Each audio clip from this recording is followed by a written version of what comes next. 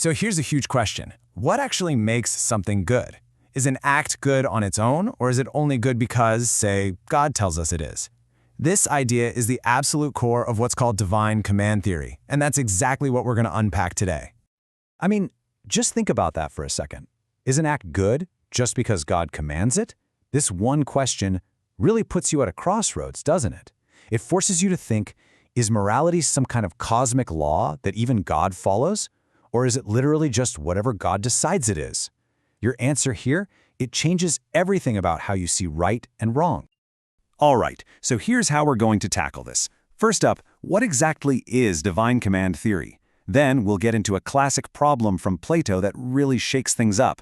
After that, we'll check out how different philosophers have tried to solve it, look at a modern twist on the theory, and finally, see why this whole debate still matters a lot. Okay, first things first, let's get a handle on the basics. What are we actually talking about when we say divine command theory? So the core idea is actually pretty simple. It says that moral truth isn't just out there floating around on its own. Nope. According to this theory, God's commands are what create morality. Think about it like this. An act like helping someone in need isn't good in and of itself. It becomes good because God says, do this. So for followers of this theory, being a good person is all about following God's commands. It's a really powerful and, influential idea you'll find at the heart of many religions. But as simple as that sounds, it runs smack into a massive philosophical roadblock. And this isn't some new critique either. This problem was pointed out more than 2,000 years ago. Let's dig into this huge challenge. This right here, this question from Plato's Euthyphro dialogue, it's like the philosophical kryptonite for divine command theory. It's the big one everyone has to deal with. So, in the original, Socrates asks his friend about what's pious or holy, but we can just swap in our terms. It boils down to this. Is something good because God commands it, or does God command it because it's already good? See the difference? It's subtle, but it's huge. And this is why it's called a dilemma. You're stuck between two really bad options, two horns. Let's take the first one. If you say something is good just because God commands it, well then morality seems totally random, right? Arbitrary. God could, in theory, command us to be cruel, and poof, cruelty would become good. That feels wrong to a lot of people. Okay, so what about the other horn? Let's say God commands things because they are already good. Well, that solves the randomness problem, but it creates a new one. Now, God isn't the source of morality anymore. He's more like a moral messenger, just pointing to a standard that exists completely separate from him. So you can see why neither of these is a great look for the theory. So you can imagine, this wasn't the end of the story. Philosophers and theologians have been wrestling with this dilemma for centuries, trying to find a way out. Let's look at a few of the big attempts. Okay, so you had early thinkers like St. Augustine. His take was that it's all about love. If you love God correctly, everything else, all your other loves and actions, will just naturally fall into place and become moral. It's a beautiful idea. Then, fast forward a few hundred years to Duns Scotus. He tried to split the difference. He argued that our duties to God himself, those are set in stone. But our duties to other people, those are based on God's will. It's a clever move, but it doesn't totally solve the problem, right? You still have that potential for arbitrariness when it comes to how we treat each other.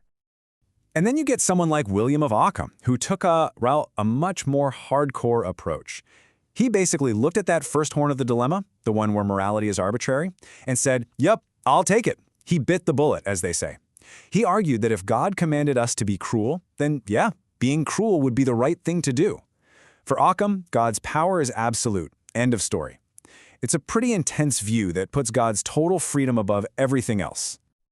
Now, this back and forth didn't just stop in the Middle Ages. It carried on right into our own time, with modern philosophers still trying to tweak the theory to finally get around Plato's ancient trap. And one of the biggest modern attempts to fix this comes from a philosopher named Robert Merrihew Adams. He totally gets how powerful the Euthyphro dilemma is, but he thinks he's found a way to save the theory with a really important tweak. So what's Adams' big idea? It's actually genius in its simplicity. He says we need to stop focusing just on God's will or commands and start focusing on God's character. So it's not just that a thing is wrong if it defies God's commands, it's wrong if it defies the commands of a loving God. See that addition? It's everything. God couldn't command cruelty because that would go against his very nature, which is all loving. So morality isn't arbitrary anymore. It's anchored in God's unchanging goodness. And God is still the source of morality because that goodness is the ultimate standard. It's a very clever way to try and escape both horns of the dilemma. Okay, So Adam's modification is pretty slick, you've got to admit. But it didn't just end the conversation. Even this updated version of the theory still has to deal with some pretty tough objections. So what are people still worried about? Well, first, there's the autonomy objection. It asks, is just following orders, even God's orders, really what it means to be a moral person? Does morality require us to think for ourselves? Then you have the pluralism objection, which is a big one. In a world with so many different religions, all with different rules, which God's commands are we supposed to follow? And finally, there's the moral motivation objection. This one gets personal. Are you being good just to get into heaven or to avoid hell? And if so, is that really a moral reason to do something? These kinds of tough questions have actually pushed the conversation in new directions. Take, for example, divine motivation theory, proposed by the philosopher Linda Zagrebski. It's a fascinating alternative.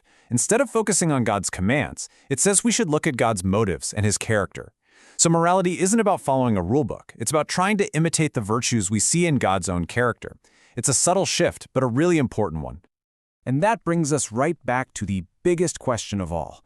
Look, whether you're on board with divine command theory or not, you have to admit it forces us to face a massive issue. If morality doesn't come from a divine source, then where does it come from? What's its foundation? Can we really have solid, objective ideas of right and wrong if there's no divine lawgiver? And that question, well, that's what makes this ancient debate feel brand new every single day.